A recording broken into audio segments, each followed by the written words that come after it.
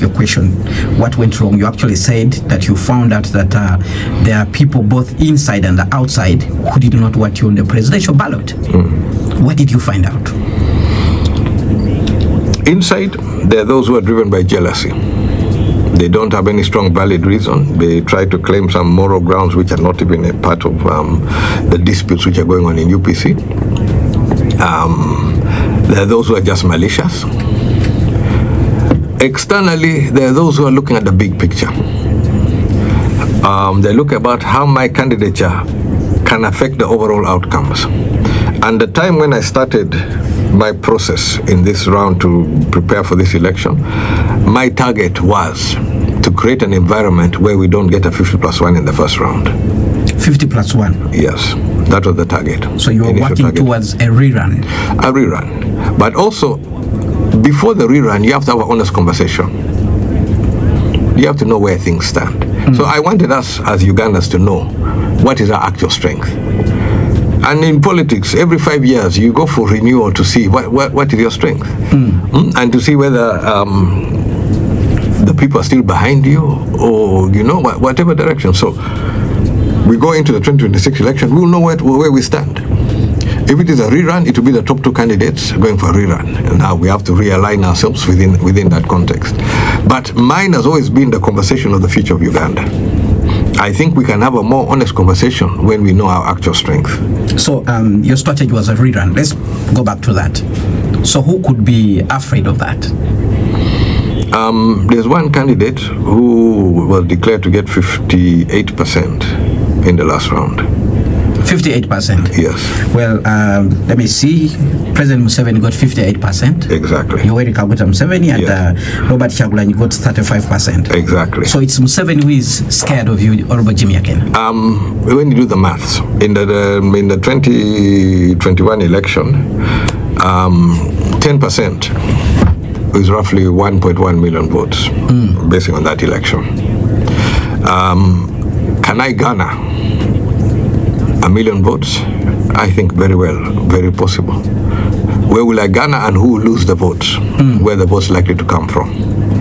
So when you do the extrapolation of the maths on areas of influence, definitely President Museveni and his team would be concerned about my candidature because I have a strong base and I'm able to maintain my base. So that is around the areas where I would see the concerns coming from. Where is your strong base, Honorable Jimmy Akena? Obviously, where I've been representing. I've been a member of parliament for 4 terms. But in all these 4 terms, I've campaigned in the sub-region. Beginning in 2006, I campaigned from UPC candidates across the board. Every election, I've campaigned across the board. So I've built a network, I've built a following, and I've been on the national stage for the last 20 years. So I do expect I'll be able to garner sufficient votes. That was the first target. Beyond the first target, we started developing beyond that one. We started also mapping constituencies, which we're likely to take. So our entering this election, we're not entering blind. We're entering prepared, looking at the vulnerabilities, looking at the possibilities, and preparing for those ones specifically. Now, I'm not shooting in the dark and just hoping for the best. This was a deliberate, organized campaign. We set goals and also to tackle serious political questions and economic questions which have befallen the people of Uganda. So it's not just the mapping or the voting, but also the serious issues which we want in the forefront of the conversation as we head to 2026. All right. Let's now assume that you're not nominated Jimmy Akena, but you still want to affect the future of this country. I'm assuming that you wanted to run and therefore you are opposed to President Yoweri Museveni. And some people have been asking, if Jimmy Akena is not running for president, who is he likely to support among the nominated candidates? At this stage, I am struggling for my nomination. There's no way I'm giving my support to anyone but myself. But while I'm also looking for my nomination at the presidential level, I will work tooth and nail to support my candidates down ballot. That is from parliament across the board. I will be doing everything I can to boost their chances of election. But I am fighting for my nomination. I have not given up. The matter is still in court. Those matters that we're still going to try to address them through any means possible to be on the ballot. And that's what I've said, assuming. I will not assume at this stage. I will tackle it when I cross that bridge if it happens that they deny me. But up to this point, up to tomorrow, I am fighting to be on the ballot. But you seem to portray that picture that it has to be about you. It's not about me. And some people will say probably that's the reason why UPC is in wrangles, because you have not accepted the fact that they are your colleagues within this political party who also have equal right to compete for the presidency of the party, to contribute to the growth of the party. Somebody will say you are inward looking to the extent that you cannot support another presidential candidate because you think it should be you. Which presidential candidate is this one? Well, there are 8 presidential candidates nominated. No, but you're saying that I'm looking inward on the party. Now you're telling me 8 presidential candidates. Is any of those 8 candidates UPC? No, they are not, but I'm just saying you're portraying a picture where it has to be you, Honorable Jimmy. Are any of those 8 candidates going to carry forward the UPC message? Are they going to be able to deliver what UPC wants to put to the people of Uganda? I don't believe so. We in the UPC are the right people to present our case. When we present our case, the people will decide. That judgment sticks with us for the next 5 years. That's what I'm saying, that what comes out of this election, we'll have to work with for the next 5 years. The composition of parliament, the parties, the strength of the parties is determined in this election. There are also issues which happen, the use of money, the use of force, the use of maybe security apparatus, which may affect the results. But I want to have that conversation with the people of Uganda. And I want the people of Uganda to pronounce themselves on what I present to them. All right. Now, that is not something which is for the EC to deal with. It is not something for other political players.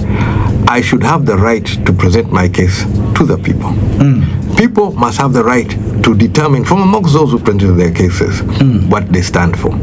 And then we move from there. All right. Not so long ago, your agenda was to ensure that there is a rerun. We saw you sort of talking to different political actors in this country. If I'm not mistaken, I saw you with the Honorable Robert Kyagulanyi at his home in Bagwere. And some people have been suggesting that probably there were talks between the National Unity Platform and the UPC. And there were people who were saying, okay, now that NUP is in the race and the UPC is not there, probably Jimmy Akena should support Robert Kyagulanyi. We discussed a lot of matters, but this was before the nomination process. This was quite some time before the nomination process. So I have been somebody who has constantly said I'm ready to engage. I'm ready to engage across board. I hold the position that whatever the people decide, the parties which will end up in the next parliament, they will need to have a conversation among themselves. Because we're all a subset of Uganda. End of the day, Team Uganda must win. So I am for Team Uganda winning. I appreciate we have different political players, we have different political actors, who have different maybe priorities, but that's what we present to the people. After you present to the people, it's up to the people to decide. Yes, there are other factors which affect elections, the smoothness of elections, the law, the behavior of security forces, access to platforms such as this and media. It is not equal. But those factors are all considered. We must present a case. And none of those 8 people can present the UPC case better than I can. All right.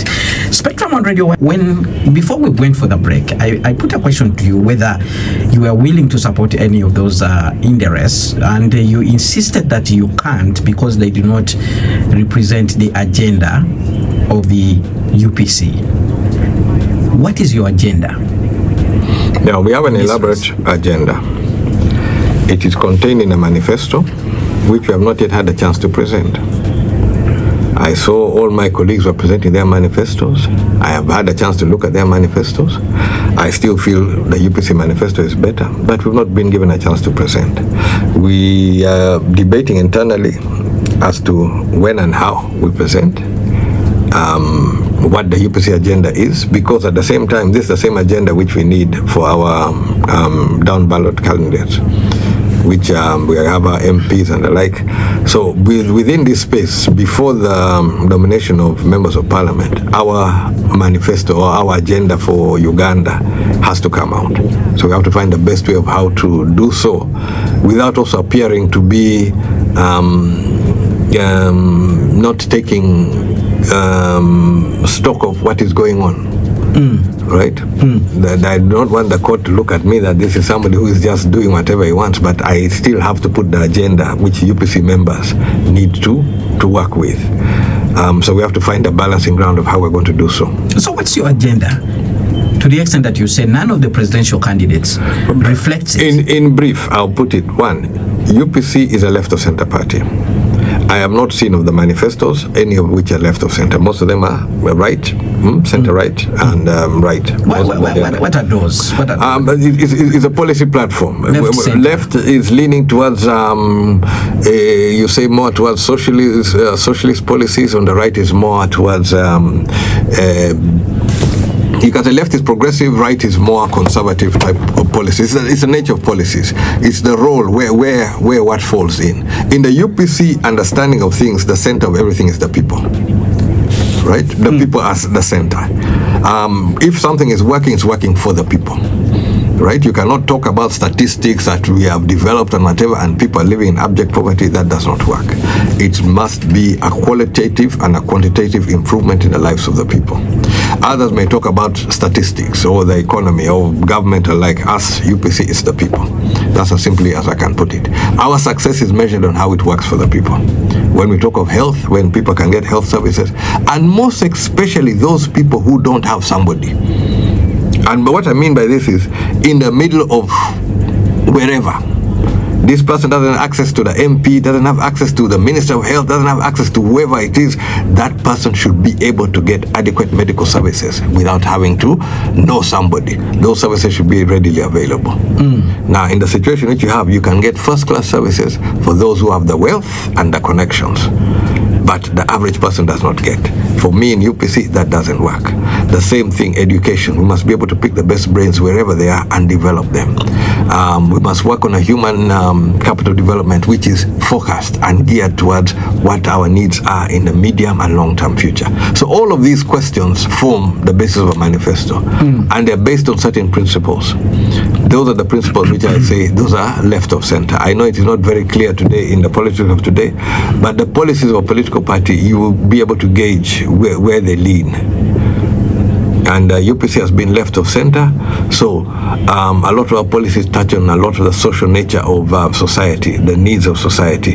Those are key, and those are key for us as UPC. And in your assessment, what are the needs of society today in Uganda? So that people can clearly understand this left-right center analogy. One, equity. Right? There needs to be equity. The other day I was at Kololo and at the iPod, and I mentioned the issue about the teachers. For us in UPC, that's a principal issue. Right? On principle, the equal pay cuts across board. Right? It's not something which I can compromise or I can put aside. That one is a very clear issue. And for us as UPC, teachers are a very, very important key component on the development. We must treat our teachers well, because who do the teachers deal with? The children. What is the greatest asset of Uganda? For me, it's the people. Now, to have the next generation to be more productive, we need to give them the right skills and tools in order to work. So we need to develop them early. Who does that one? The teachers. We must treat the teachers well. So it's a cycle. If you don't invest properly in the teachers, the output will be limited. So, equity in education. Traditional schools. What happened to traditional schools? There are traditional schools all over the country which could produce the creme to la creme of all corners. Most of those schools have just basically dwindled. Education has been narrowed.